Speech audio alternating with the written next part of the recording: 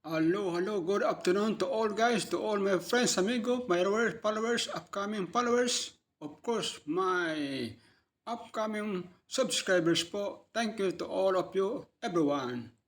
Take care everyone, ingat po palagi. So sa ngayon, ang ating tatalakayin regarding po ito sa budget 2027, napakalaking pera po ito usapan dahil 7.2 trillion. So mangutang naman tayo ng deficit na what we call 1.7 trillion ang utangin natin sa that year. Next year po, 1.7 trillion po atong deficit o utangin natin. Ang daming pera po. Lumulobo na ating budget sa what we call DepEd. Pinalaki 975 billion po. Napakalaki. Yan po ang usapan ng ating budget ng Pilipinas. Napakaraming pera. So, ganyan po. So, last year, ang ating deficit 2026 po, deficit 1.6, umutang na ng 1.6 trillion po. So, ngayon, yan po. Hindi pa nasolved ang what we call ghost project. Marami pang kinakasuhan. Wala pa nakakulong. Ang mga big piece po. Malupit ang ating tirada dahil sa ngayon, ang sabi ng spokesperson ng ombudsman, ang former speaker Martin Maldis po ay mayroon na isang hakbang. Sayang para makasuhan po. So isang hakbang, one step po, matagal pa yan. Dahil for example, isang hakbang is 1 meter. Malabo pa yan, matagal pa yan. Kasama po dito ang congressman ng Baguio, si Clavio. Yan po. Kasama sa pro, one step, isang hakbang po. Maraming po silang mga kinakasuhan, investigasyon po, wala pang formal na mga complete po sa mga kaso. So, ngayon, talakayin natin ang balita regarding po sa what we call, ito nga, budget ng Pilipinas next year, 27, dahil 7.2 trillion po. Napakalaking pera po ito usapan na to. Mayroon tayong what we call program this next year, 2027 na 107 billion po ang program budget. Diyan po kunin ang mga what we call ikaw na magsabi dyan. Dahil yan po ang program. So, ibig sabihin, walang program yung budget na yan. Pwede kang kumuha anytime, anywhere. O 24 hours pwede kang kumuha dyan dahil ang budget niyan, ang program, wala pong budget yan. So, pwede kang kumuha anytime. 24 hours po. So, makinig tayo sa balitang ito po. SM in News po. Ito po. Ito pag-usapan po natin itong panukalang budget nga natin na umaabot sa 7.2 trillion pesos para po yan sa susunod na taon. Mas mataas ito 6% kumpara ngayong taon. Ano ho yung mga nakikita? Makatwiran ho ba ito? Lalo na sa kalagayan o sa kasalukuyan pong estado ng ating ekonomiya ngayon.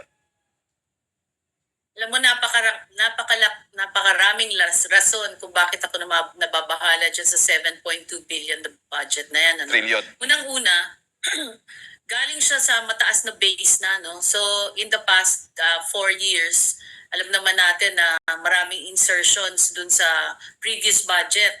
So, kumbaga, parang pinasok na nila yung mga insertions na yun dito sa kanilang National Expenditure Program. So, 7.2. Nung panahon ng previous administration, ang average lang yan ay less than 4 trillion. Ano? So, ngayon 7 trillion na. So, isa yan sa pinakamalaking concern ko. Ikalawa, yung execution risk, no? So, ano ibig sabihin ng execution risk? Yun yung paggamit mismo ng budget na yan. Kasi in the past nga, ang taas-taas ng budget pero ang GDP growth natin ay pababa. Kaya itong second quarter ay 2.3% na lang. Normally, pag malaki ang budget, so magiging stimulus yun ng economy para tumaas kasi dapat nagbibigay ng trabaho through the projects ang gobyerno. No? Pero wala tayong nakikita ang pagbabago, imbes tumataas pa ang unemployment rate. Kasi ikatlo, ang pinakamalaking concern ko, uutang na naman sila kasi yung 7.2, ang program deficit niya ay 1.7 trillion. Okay?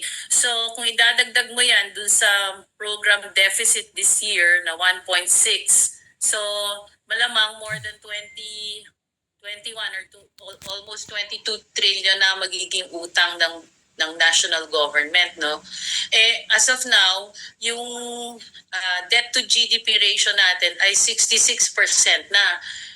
22-year high yan na yung 66%. So, pag umabot yan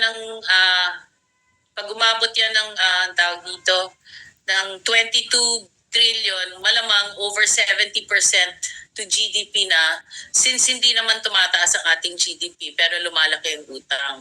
So ang mangyayari diyan, manghihina yung piso, tapos baka maging inflationary pa to kasi nga may supply constraints dahil hindi na ma-manage ng ating gobyerno yung supply constraints ngayon, kaya mataas ang inflation. So Opo. napakaraming concerns. Opo. Pero doon sa issue ng prioritization, sa tingin po ninyo, tama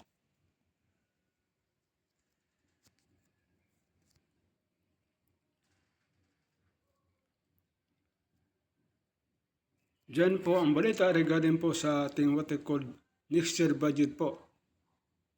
Napakalaki, 7.2 trillion po.